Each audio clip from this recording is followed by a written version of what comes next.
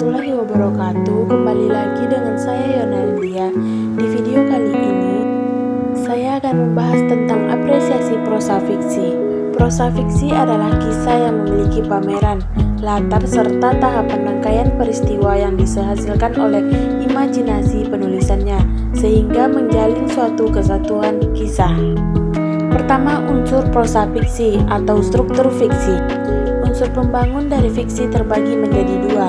Pertama adalah unsur ekstrinsik, yang berarti unsur yang berbeda di luar teks, namun tetap saling berpengaruh terhadap penciptaan karya. Kedua adalah unsur intrinsik, yang hadir di dalam teks tersendiri dan membangun keutuhannya. Unsur-unsur intrinsik.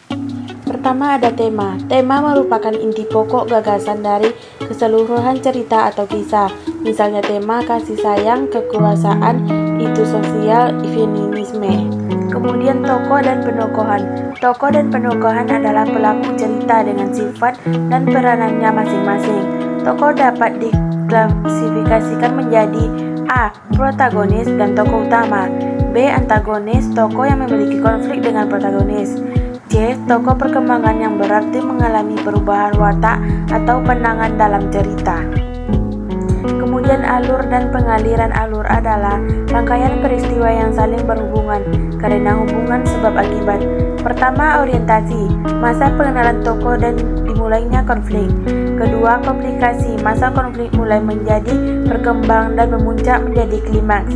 Yang ketiga, resolusi adalah masa penyelesaian. Kemudian latar. Latar adalah tempat hubungan waktu dan lingkungan, keadaan sosial dan tempat terjadinya peristiwa-peristiwa yang diceritakan.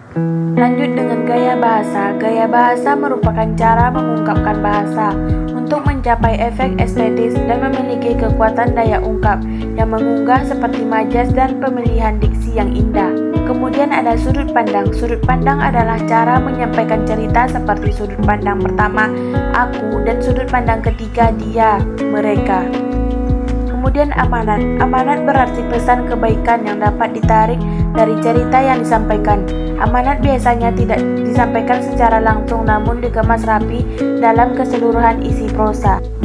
Berdasarkan perkembangannya, prosa fiksi dapat dibagi menjadi dua jenis, yaitu prosa baru, modern, dan prosa lama. Berikut ini adalah penjelasannya. Prosa baru atau modern adalah karya yang penulisannya telah terpengaruh budaya modern barat. Literasi barat merupakan pusat peradaban berbagai pemikiran inovatif dan baru di dunia zaman modern pada tahun 1970-an, sehingga rumusan baru mengenai sastra juga muncul di sana dan diadopsi oleh seluruh. Sedangkan prosa lama atau klasik adalah tulisan atau kisah yang belum mendapatkan pengaruh budaya modern barat.